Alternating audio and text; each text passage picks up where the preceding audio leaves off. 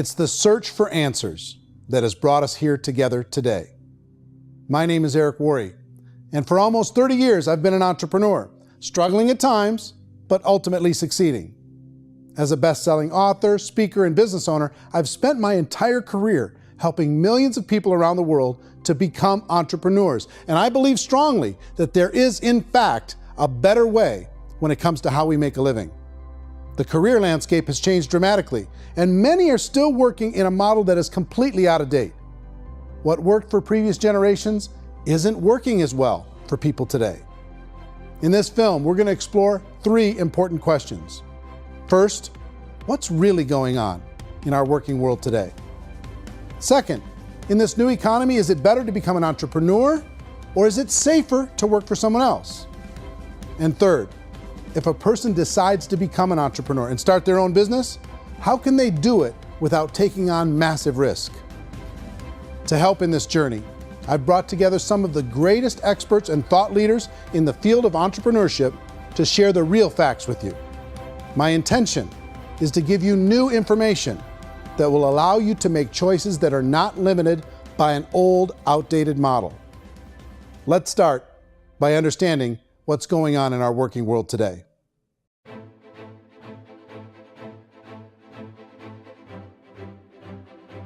Let's look at unemployment. 30–40% of the people are honestly not working, but would be working. What our government does is if you haven't found a job in 6 months, we don't call you unemployed. We pretend you dropped out of the labor force. I've often said that unemployment, particularly structural unemployment, that's unemployment due to technological changes, is the first sign of economic growth. Think of it, 10 people live on an island. They go out every day and fish. One day, new technology shows up. A missionary brings them a net. Now, using the net, one pilots the boat, one throws the net. 2 fishermen can do all the work 10 used to. That's a 500% increase in productivity, 2 doing the work of 10, in one day. You don't have to learn a lot to learn how to throw a net instead of throw a fishing line. The island's got a big problem, 80% unemployment. But the island still has all the wealth of the fish because the 2 people produce as much fish as 10 did. Now, of course, looking back in history, these changes used to take thousands of years. And during that time, we went into farming and transportation. Some of us became doctors and some teachers and lawyers, and we developed all these new professions and new manufacturing jobs.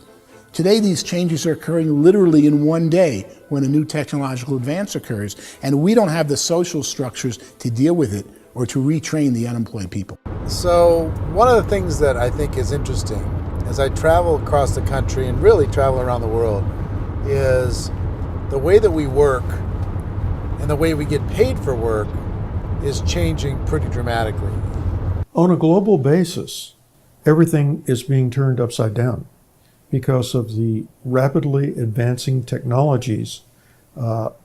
They are eliminating many jobs, and we have been left with many people not prepared for the jobs that exist. A lot of demand in public companies was to squeeze out all the fat and to get just as much margin as we possibly could, and fat equals humans. So this idea of job security in information age is so obsolete, but it's still taught inside our school system, and that's where the problem starts. There's no financial education in school system, and people are still trained to be employees to work for that paycheck. This is a chart on the middle class. What's happening in the middle class, those that went to school, their incomes have been coming down for years. And parents still say to their kids, go to school, get a job. Now what happens to all those middle class people who are dropping off the ends of the chart? Well, they become what's called working poor. And this is what happens to working poor. But they say poverty is ending. Well, poverty may be ending, but working poverty is going up. And this is food stamp usage. So food stamp usage in America is going through the roof right now, because people cannot earn what they call a living wage. Most people have experienced financial pressures that I think are probably greater than they have been in the past. If you're not working for yourself, then it's going to be a pretty hard road for a lot of people. Today, if you're going to control your future, the 40-40 plan is gone, where you can graduate from college and get a job and work for 40 hours a week for 40 years. That day is gone. So some of these charts actually tell you what's going on. And this is a really interesting one, you know.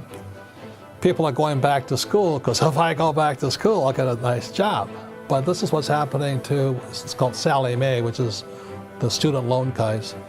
Student loan is going through the roof. It's now over $1 trillion, and student loan debt is worse than credit card debt. So when people stopped using credit card, the government got people into student loan debt. And the problem with student loan debt is you can never be forgiven. See, with credit card debt, you can declare bankruptcy and all's forgiven. But student loan debt, you can declare bankruptcy, you still owe it. It's the worst of all debt.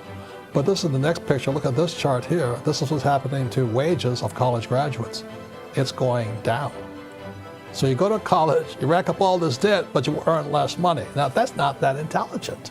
Average person who's been working a lifetime in America today is ending their lifetime at 65 with about $41,000 in assets. They earned just enough to survive. I think in the United States we have something like 17 trillion in debt. That's just the federal government debt. We got another 2 in municipal and in other, let's call it almost 20 trillion government. We've got 40 trillion in private debt. That comes up to close to 60 trillion.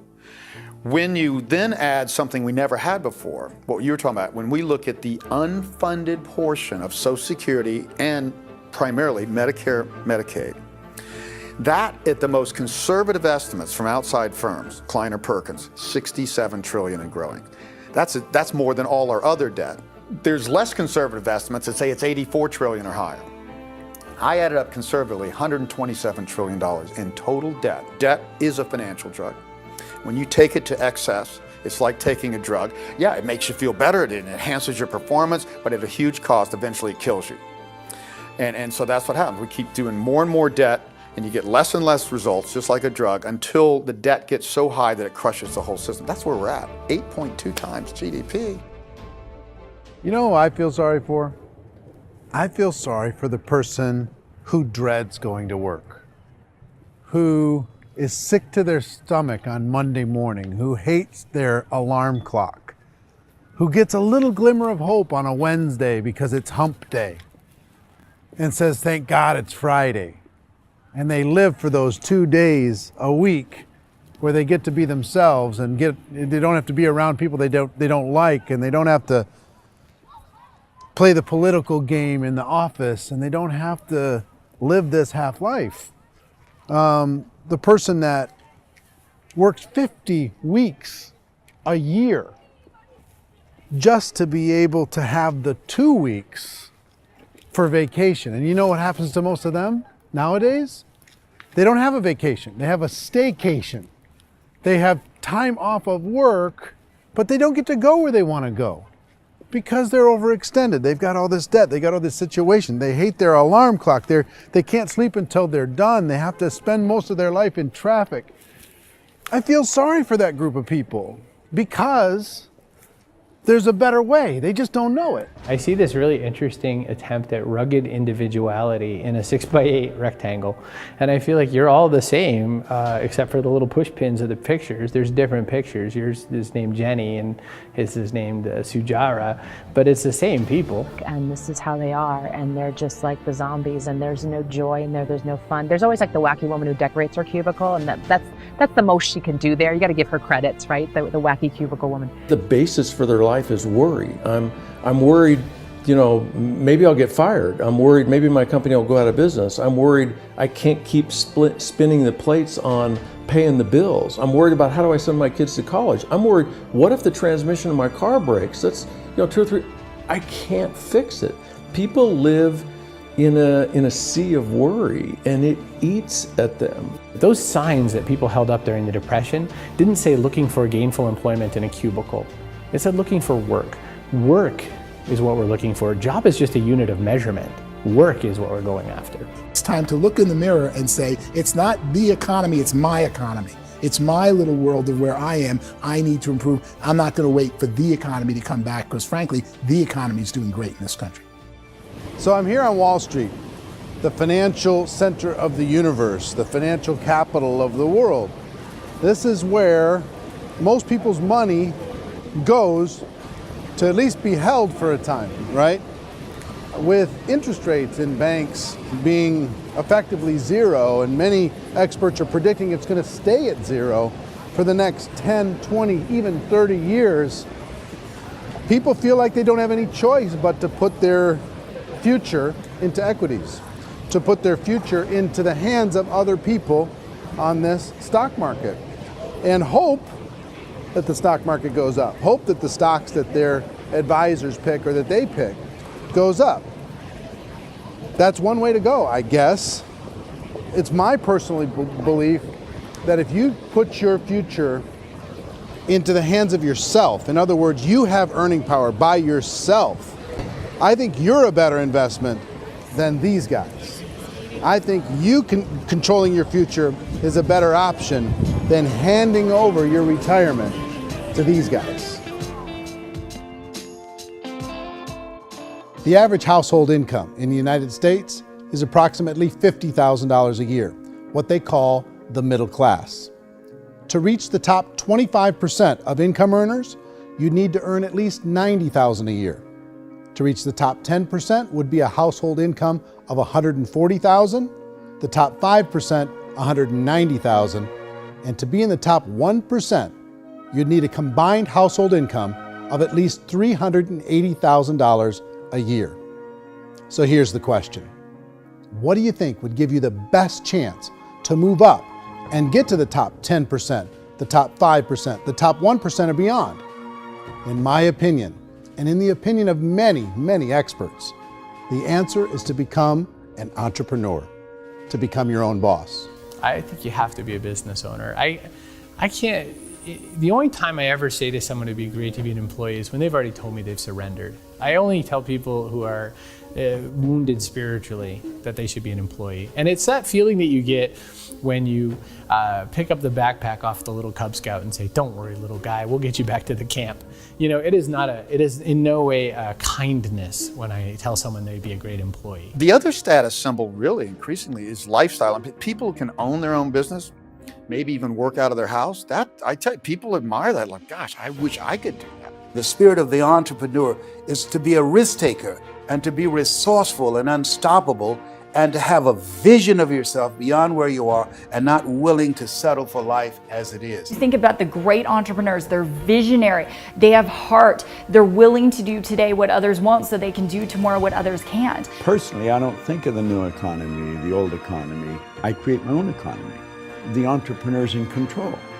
I decide what the economy is going to be like. In the world of entrepreneurship, there are no limits. You can make as much as you want, depending on how much you want to work and how smart you are and how great a team you put together. There's no more lifetime rewarding business than being an entrepreneur. Why in America, where anyone could be anything, would people want to give up their freedom and become effectively a modern-day slave, told shut up and be here every morning at 7:30, leave at 5:30, and do what I tell you? If people decide to become an entrepreneur and work for themselves, they have some traditional options, but they're riskier than you might think. Any kind of a retail business, retail build-outs is extremely expensive. Even just these small little yogurt stores where they're putting little yogurt machines and you get all the different flavors, you're spending $200,000, $300,000, $400,000 to open a yogurt shop. I would love to buy a Dunkin' Donuts, but it's $500,000 or so to start. I don't quite have that just in case money. Risking lose it all, and most guys do 2 or 3 times, and even big guys like Branson, because I'm such a fan of his, half his companies don't work. If you make $1 million, your problems are going to go. If you make $1 billion, your problems are really going to go. Just the opposite. You and I know when you're making $1 million, you get $1 million responsibilities. You make $1 billion, you got 1,000 times $1 million responsibilities. And most people say, I'd love to be my own boss. 70% of Americans would love to be their own boss, according to recent polls. But they don't know how to get there. Because what are you going to do? One, you could buy an existing business. If somebody's selling an existing business, you have to ask why.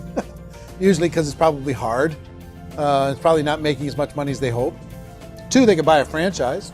A little less risk, proven system, but it's expensive to be able to do that.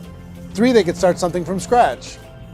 And that's where a lot of people feel like, I don't have the chops to do it. I don't have the money. I don't have the product idea. I don't have the expertise. I don't have whatever it's going to take to be able to get there, and I can't risk my family to do it.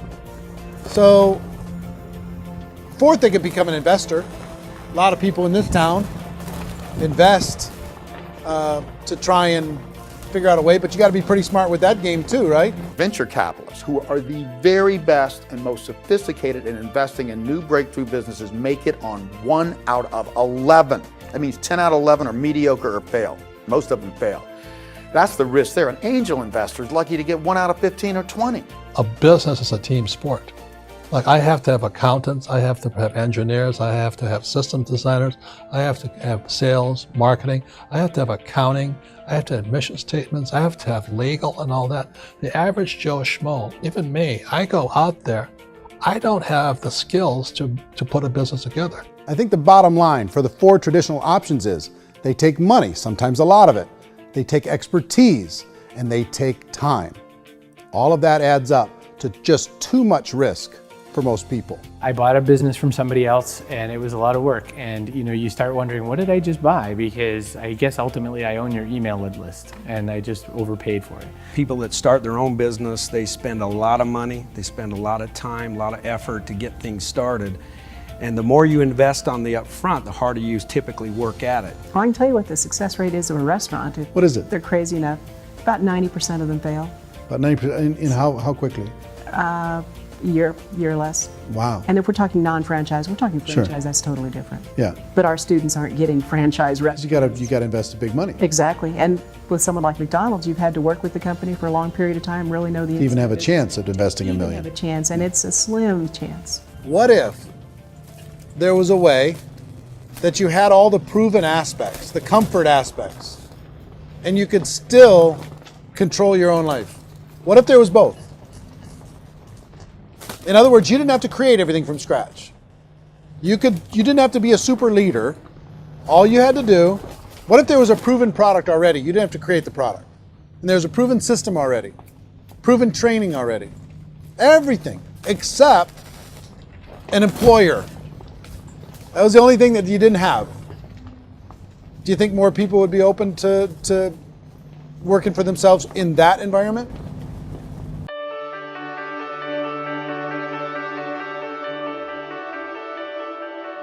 In our search for a better way to make a living, we've come to the conclusion that becoming an entrepreneur is actually safer than being an employee. And through our look at the entrepreneurial options, one particular path kept coming up from expert after expert. And I think most people will find it surprising because it's certainly a non-traditional business model.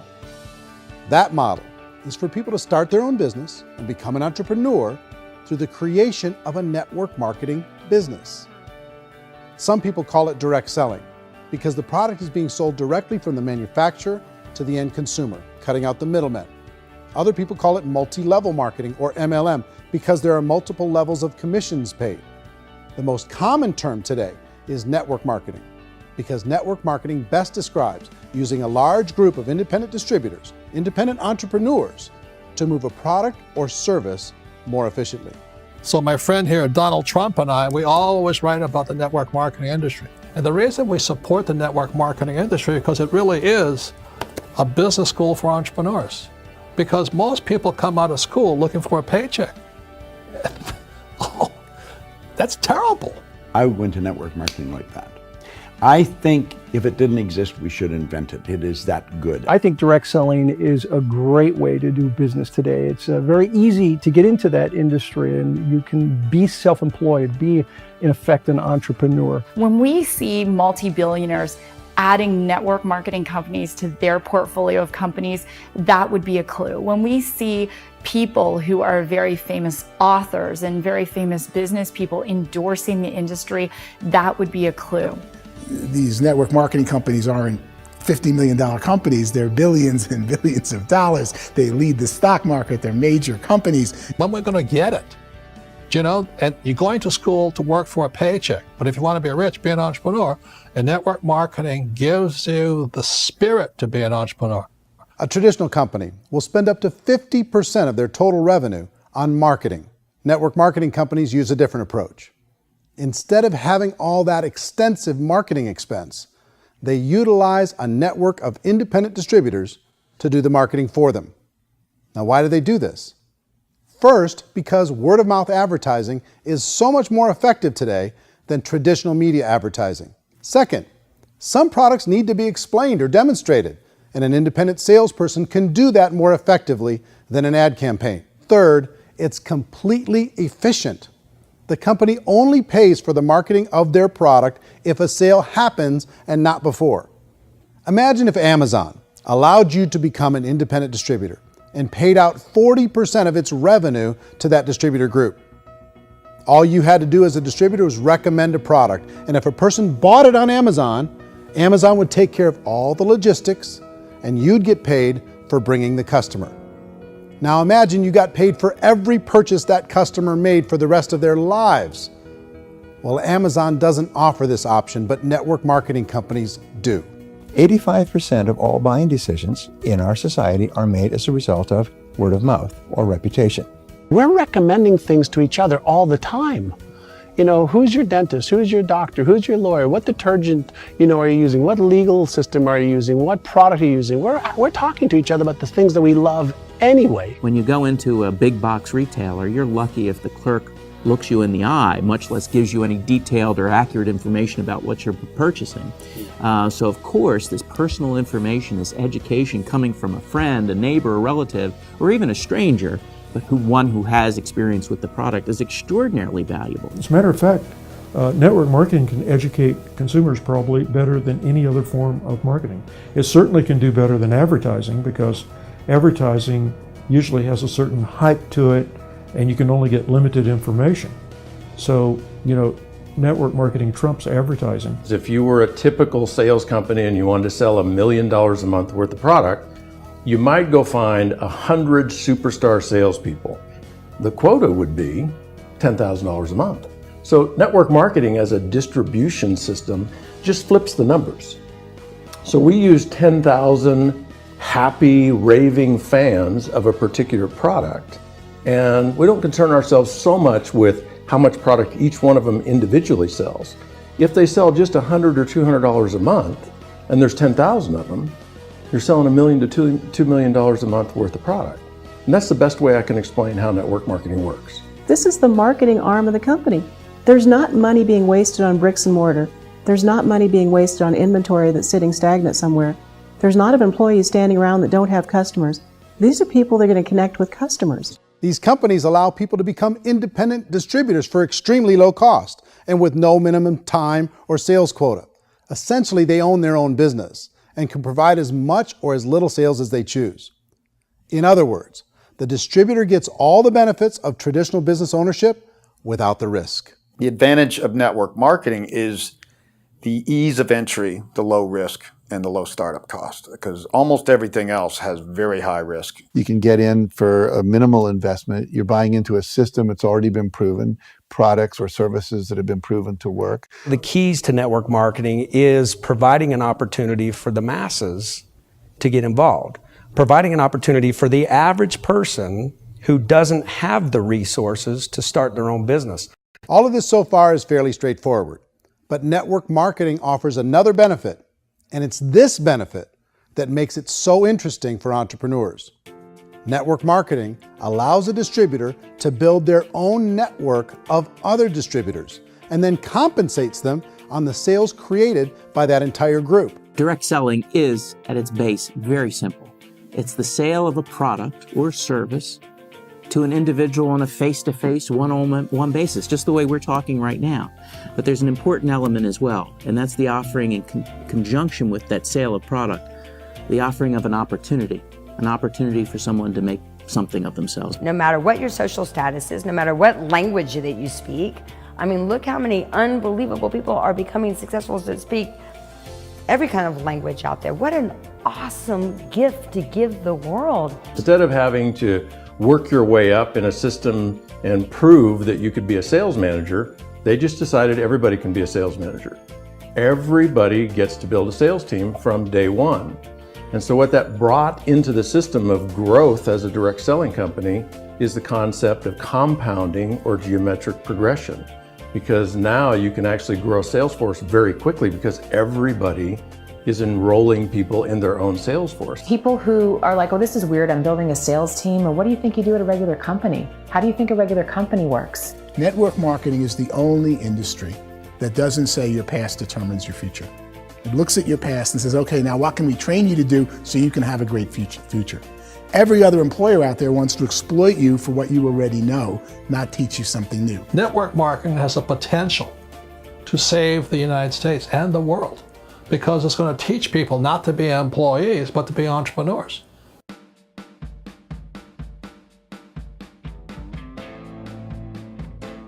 According to the Direct Selling Association, if you add up all the network marketing companies around the world, they combine to do over $178 billion a year in retail sales. To give you an idea of how big that really is, the NFL, the National Football League, does approximately $9 billion a year.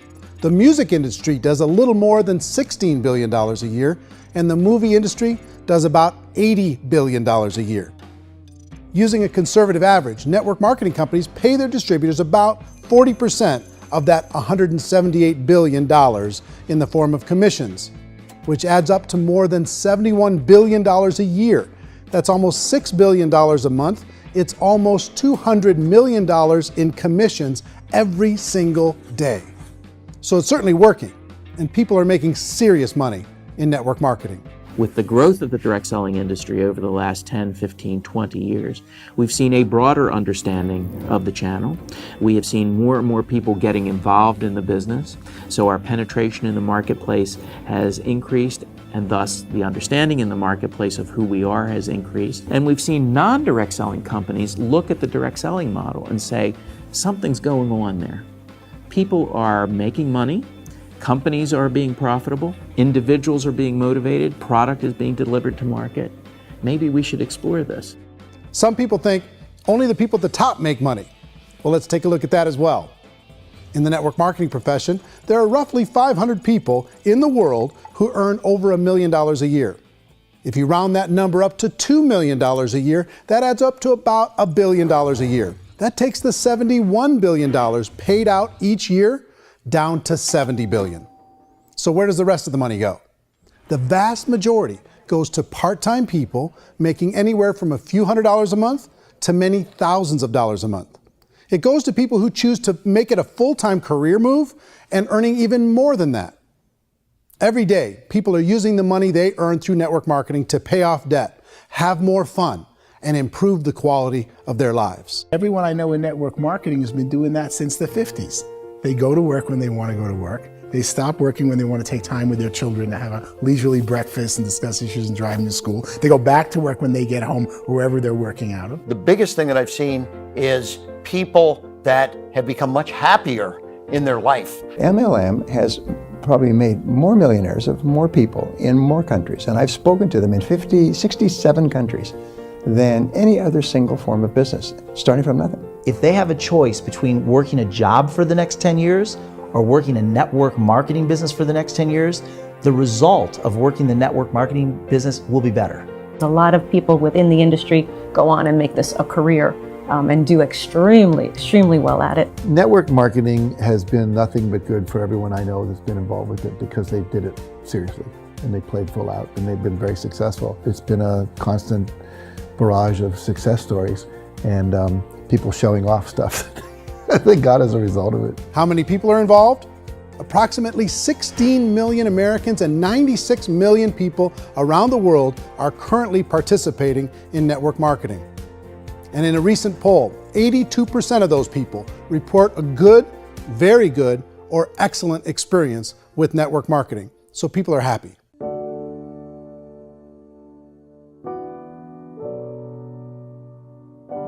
So I've taken a look at the network marketing profession and really tried to understand why so many people are confused as to the validity of this as a business.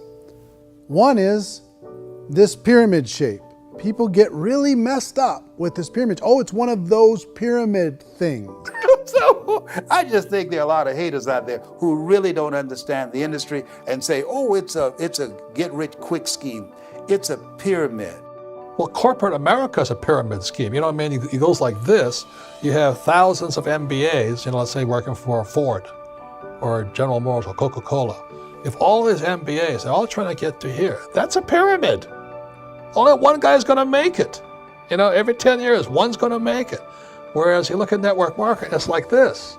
So you're here, and your job is to develop other CEOs coming up behind you. So it's an inverse pyramid. In network marketing, it's a very simple concept.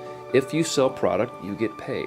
It is paid based on production. There is no first mover's advantage. There is no investment component where the more somebody spends, the more they're entitled to make. So the two are polar opposites of each other. Doesn't matter what shape the company is or the compensation plan is shaped, whether it's a circle or a pyramid or a triangle or a trapezoid, it doesn't matter. If compensation is coming primarily from recruitment, then you've got a problem. On the other hand, if an operation is basing their compensation to participants on the basis of sales, even when those sales are generated by people you've recruited, well, then you're a perfectly legitimate enterprise. That's the legal test, it's the practical test. Another issue that's been true in the past that is no longer true now is people used to be in network marketing loaded up with products that they couldn't sell, and they ended up a loser. They ended up with a bunch of product in their garage, they ended up with a bunch of products sitting in their kitchen shelves or whatever, and they thought they could sell it, and then they weren't willing to or able to sell it, and they ended up with a bunch of stuff, and they were bitter about it. There was this thing called front loading where you had to buy, like, well, if you bought $25,000 worth of product, you got better commissions and all this. Today, it's almost all done by computer. It's direct mail, comes from a warehouse somewhere else. You don't have to have all this inventory. You don't have to stock up. It's a paperless world now. You know, most of it's done online. You have a back office. It really works. And I mean, the technology has changed everything.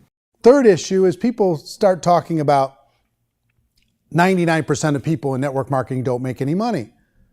Well, we've talked about that over the course of this journey together.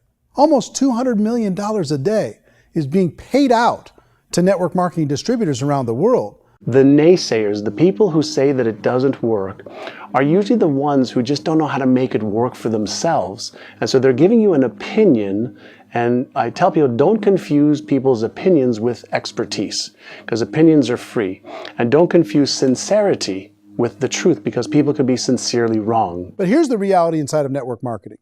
The vast majority of people that get involved in network marketing just become customers, and they get involved to be able to purchase product at a lower price.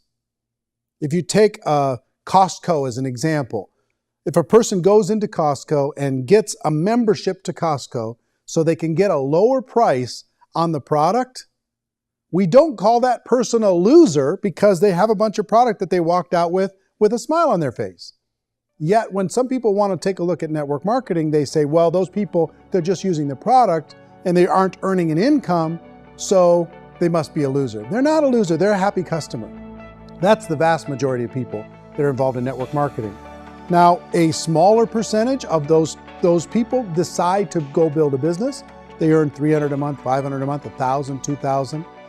That's the bulk of earnings in network marketing. And then there's the few that really decide to take it serious, really decide to build a large network, really work to make that network very, very productive.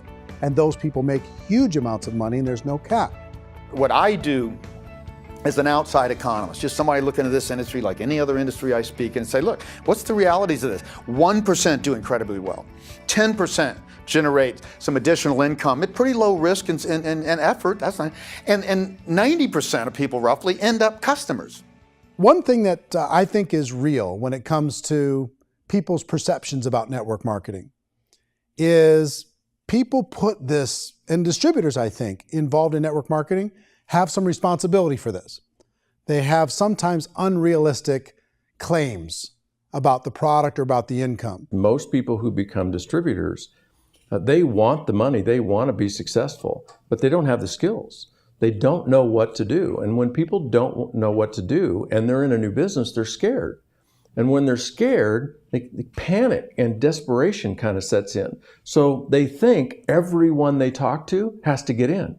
So if I talk to you and you say, well, no, I don't have time to do that, they're like, no, I need you. You have to do this or I won't be successful. So I start clawing on you. I start that desperation. So then I start making claims about the product, which are not appropriate, probably not even true. Or I start saying, oh, let me show you how you can make all this money and you don't have to do anything, Eric.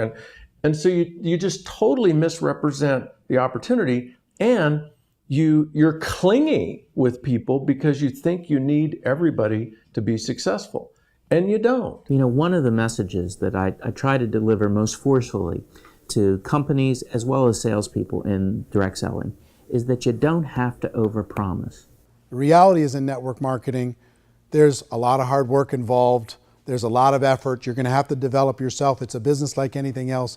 It's going to take some time, but in my opinion, it's better.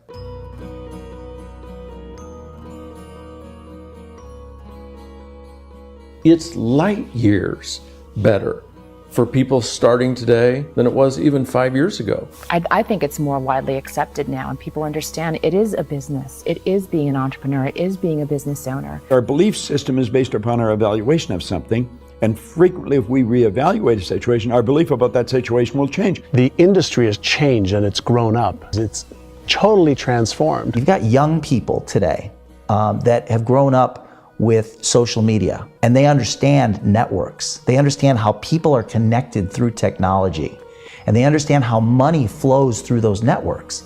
So when they see network marketing, they don't see it the way their parents saw it. And we've all learned, the larger industry that you represent, has all learned from those mistakes and flaws and errors that have happened early on. Early algorithms didn't work the right way. That's all fixed. It's like when they design a computer program, they design the program, then they run it, and then they go back through and they debug it. The MLM industry has been debugged. This is the day of being virtual, being able to run a business from your mobile phone. I mean, it's incredible. Companies are getting smarter. They're implementing more consumer protections. They're implementing more compliance training.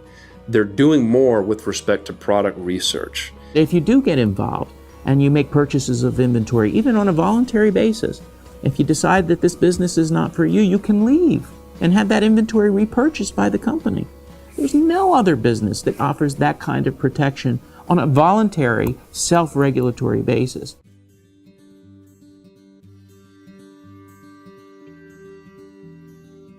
If you decide to look further into a network marketing business in order to generate more cash flow for your family, I would recommend reviewing the following 4 elements. First is the product or service. And on the product or service, I would ask 5 important questions. 1, do you like it? Is it something you would feel comfortable sharing with others? 2, is there a recognized need in the marketplace? It's hard to create a need if one isn't naturally there. 3rd, does the product meet that need? Does it solve a legitimate problem for consumers? And 4th, is it priced to sell? Can it compete in the marketplace? And 5th, is it priced for profit? Is there enough margin for the company and the distributor to be able to generate income for the long term? If you can answer the questions on the product to your satisfaction, the next element to consider is the company itself. Is it well run? Do you believe in the founders or the management team? Do you feel they have what it takes to go all the way?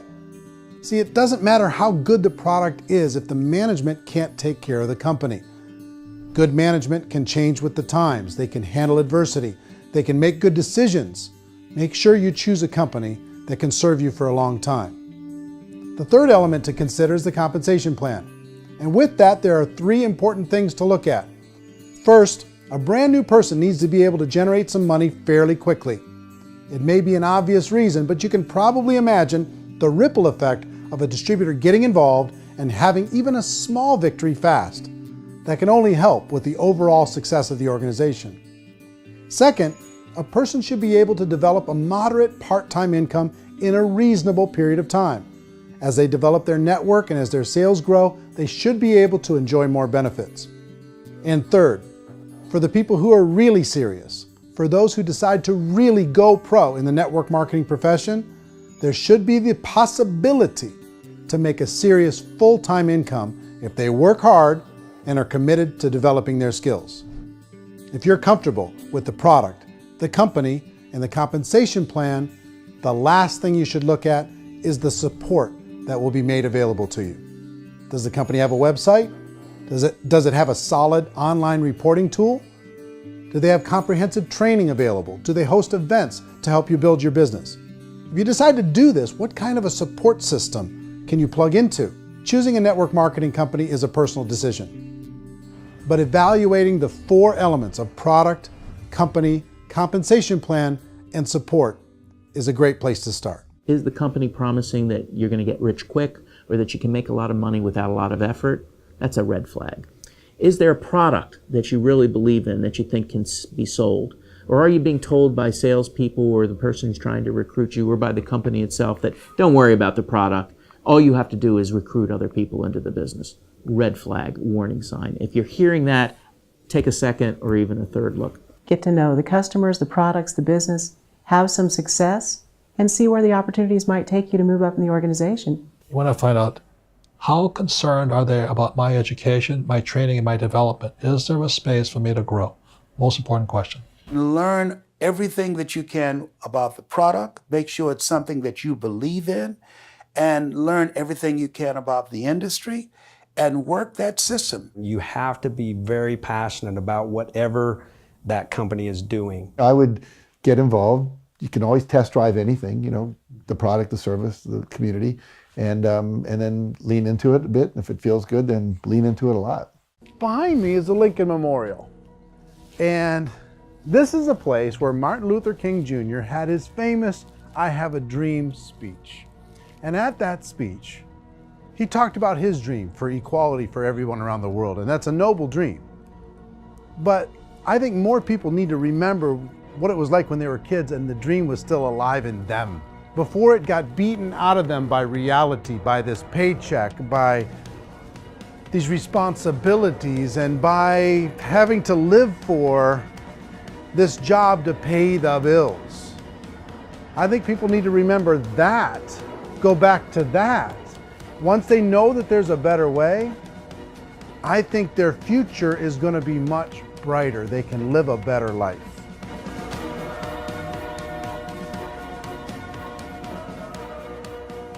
So if you're considering getting involved in a network marketing company, let me offer you just a few pieces of advice.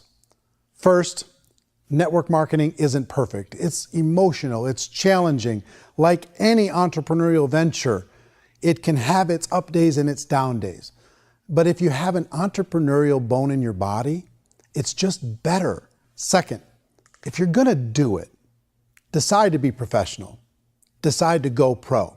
It's better to do that than just be this amateur sticking your toe in the water. Third, as any professional, you're gonna have to learn some new skills. And I promise you, inside of the network marketing profession, they're not too difficult to learn. Fourth, like anything worthwhile, it's gonna take some time. Don't expect that you're gonna get to the finish line right out of the gate. And fifth, it's worth it. It's worth it to be able to take charge of your life again. It's worth it to be able to control your own financial situation. It's worth it for the people you're going to be able to spend time with.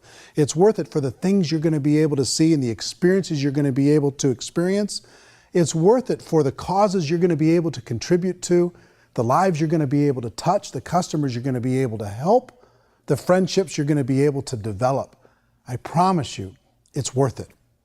Remember, most people are searching for answers just like you are. But I do have to tell you the catch to network marketing. If there is a catch, if you want to understand this from an emotional point of view, people say, well, it sounds too good to be true. It's not, it's hard work. But here's the catch. Most people still don't understand it.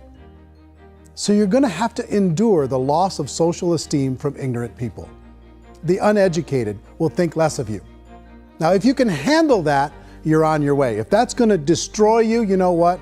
Entrepreneurship in general probably isn't in your future. If you can face that catch, you can become unstoppable. I want everyone to really contemplate this if they're not in network marketing. You're in a job, you probably have a mortgage, you have rent, you have debt, whatever's going on. You're in a prison. You work just hard enough to keep them from firing you, and they pay you just enough to keep you from quitting. Come on! I've been there, done that, and bought that t-shirt. In network marketing, if you run into failure, it's really just a homework lesson for yourself. There's no one to blame. You really have no excuse not to be successful. You just don't. People don't want to hear that, but there's so much available to you. If you want to be a good network marketer, be a student to the people above you, be a fellow traveler to the people on the same level, and be a teacher to those below, and know when it's appropriate to do which. People who are not afraid of asking people to buy things or not afraid of persuading people with a chance they may say no. These people own the future. Nothing happens until something moves. So you got to go move, you got to go do something, or nothing's going to change in your life. In the beginning, you're going to do a lot of things that you don't get paid for. But as you go down the road, you get paid for a lot of things that you don't do. And your job is rehabilitate the spirit, the entrepreneur spirit in all of us. You get it back. Either give it a strong yes or a strong no, but no wishy-washy, dilly-dally stuff in the middle. There's dreams and there are nightmares, but I believe that the biggest nightmare of all is when you don't pursue your dream. You're going to see some monumental growth in this profession. It's an exciting, exciting time to be involved with the network marketing profession. The next 10 years, I see just exponential growth. When that tipping point comes, it's not a matter of asking somebody, have you ever heard about network marketing? You're really asking them, which company are you building your wealth in? We are here to fix the world, to improve relationships with other people, to improve other lives. And the real reward comes as an entrepreneur in any level from teaching somebody something and watching them soar. There is no greater reward.